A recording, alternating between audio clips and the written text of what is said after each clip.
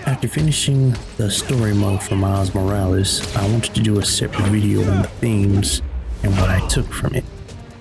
In this story, like all superheroes, Miles struggles with his identity.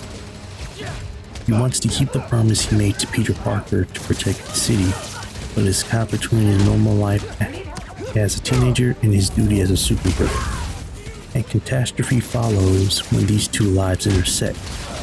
Yet through it all, with the help of the people in his life, Miles stays true to himself. My name is Nerdtron, and this is my story analysis for Spider-Man Miles Morales. As mentioned before, throughout the story, Miles struggles with maintaining his two lives. It starts out with the little things: picking up milk at the bodega for his mother, or helping Pete with the prison transport. Then it gets a bit more personal when his uncle Aaron Davis, aka the Prowler, learns his secret.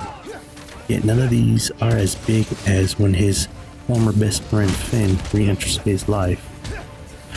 Through these little interactions, Insomniac leaves you breadcrumbs on which characters will have the greatest impact on Miles going forward in the story. However, Miles is not alone in his superhero life. His best friend Genki helps him through the hard times and even encourages him to stay true to himself. One of the crowning achievements of the story is when Miles feels like he's messed up too bad and can't live up to the legacy of Peter Parker. Genki not only reassures him that he is Spider-Man, but helps him craft his own identity by helping him make a new costume.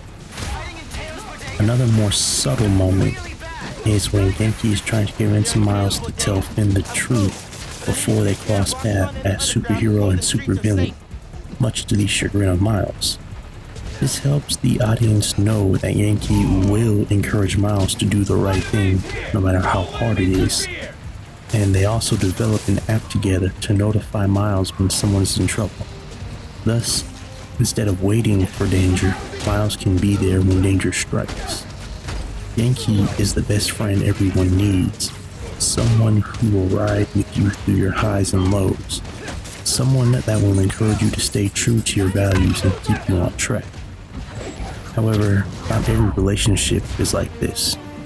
And while they may love you, there are some people who will ask you to compromise what you believe in to get results. And this is where I talk about Aaron Davis, aka the Prowler. Miles is first seen with his uncle when helping him at his new job at the subway station. We learn that Miles' mother and father forbade the boy from spending time with Aaron without telling him why. When Aaron discovers that his nephew is the new Spider-Man, he comes out of retirement to keep an eye on Miles from afar. When he realizes that Miles has made an enemy of the evil corporation Roxxon, and knowing how dangerous they are, Aaron reveals his identity to Miles, and even fights with him to help the boy escape the facility.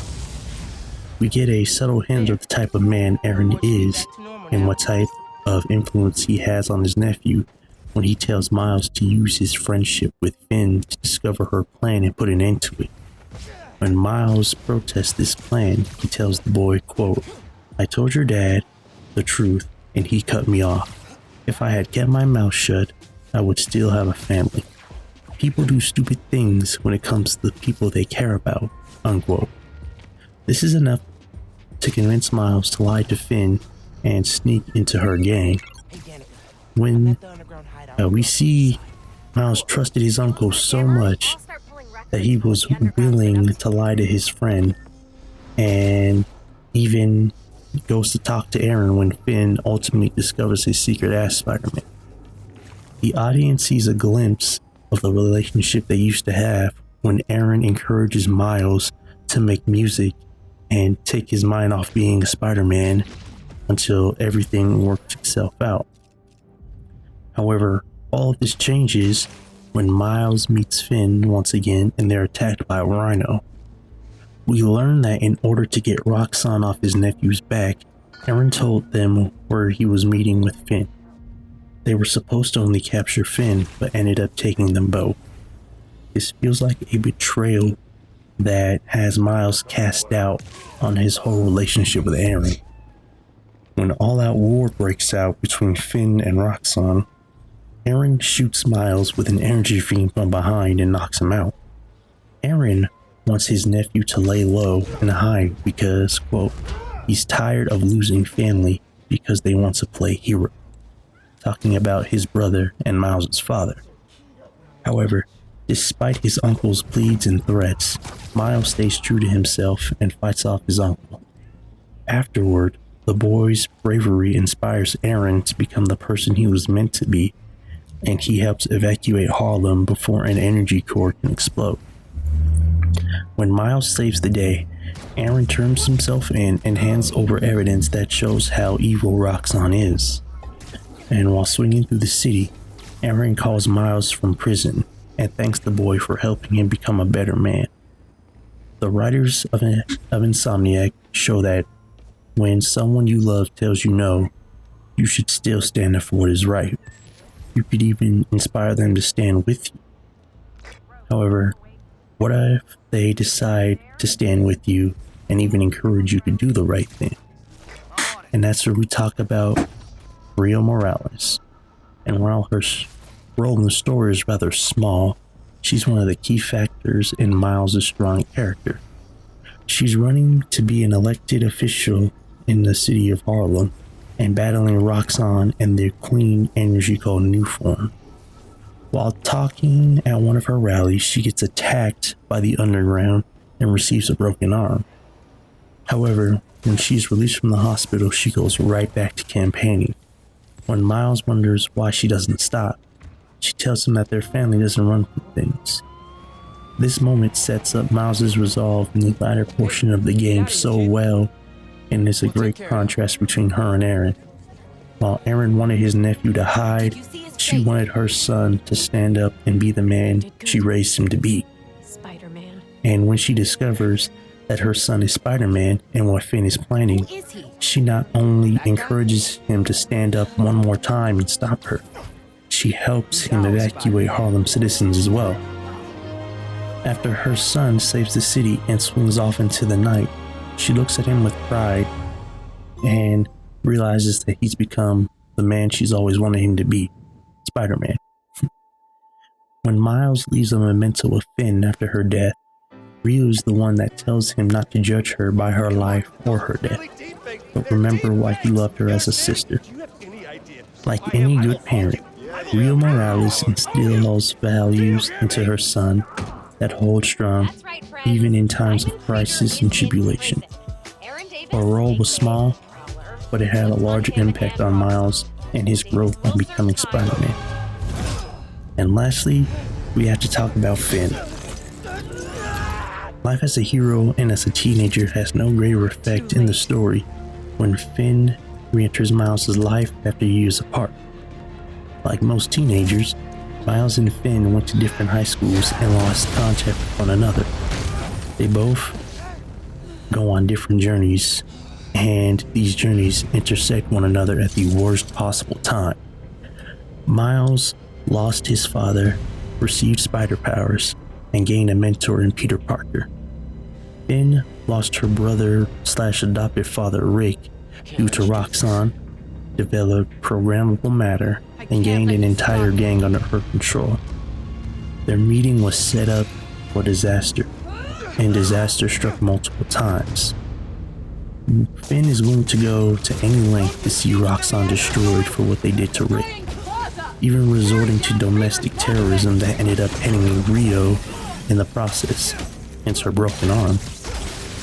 While she tells Miles she did not mean for her to get hurt, we slowly learn that she's ultimately willing to destroy anyone and anything that gets in her way. When escaping Roxxon, Miles discovers that tampering with the energy core will end up destroying all of Harlem. So she initially compromises with Miles and tries to do the right thing by handing over the evidence to the police. However, after Miles stops her from killing the Rhino, she loses it and beats Miles to a bloody pulp. Then, all-out war breaks out on the streets of Harlem, Underground and Roxxon shooting at each other, with innocent civilians caught in the middle. After receiving words of encouragement from his mother and seeing his uncle evacuate people as the Prowler, Miles swings off to confront Finn. When battling her and seeing how careless and destructive she has become, Miles realizes that even if he told her the truth, she wouldn't have stopped, that she had become what she wanted to destroy. Miles decides to spit one more fact to her before finishing the fight, that her brother Rick would have hated what she had become. And throughout all the chaos, the energy core starts to erupt. Luckily, Miles was able to absorb the energy due to his bioelectricity, and Finn helps him reach the sky so that he could release that energy without hurting anyone. However, Miles is the only one that survives this encounter in the sky, and while heartbroken, he knows that his city is safe now that she's gone. The stories of Miles and Finn parallel each other in many ways, but there are major differences between the two, and that is the choices they made when they had power.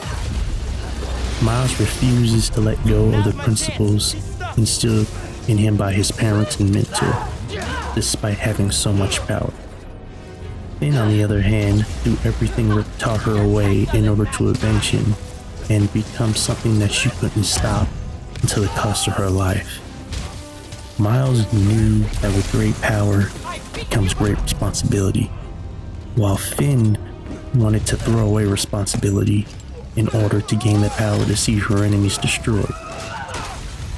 Throughout the story, Miles feels as if he's a failure and can't live up to Peter Parker's legacy and an example. Yet through trials, tribulations, and many, many failures, he finally steps up and becomes the man everyone knows he can be. His character is strong enough to survive any temptation that comes his way, because he knows with great power comes great responsibility. However, those are just my thoughts. What do you guys think? Tell me in the comment section below, and I would love to just grab this story for you. And let me know if there was anything in the story I missed. Anyway, my name's Nerdtron. I'll see you next time. Peace.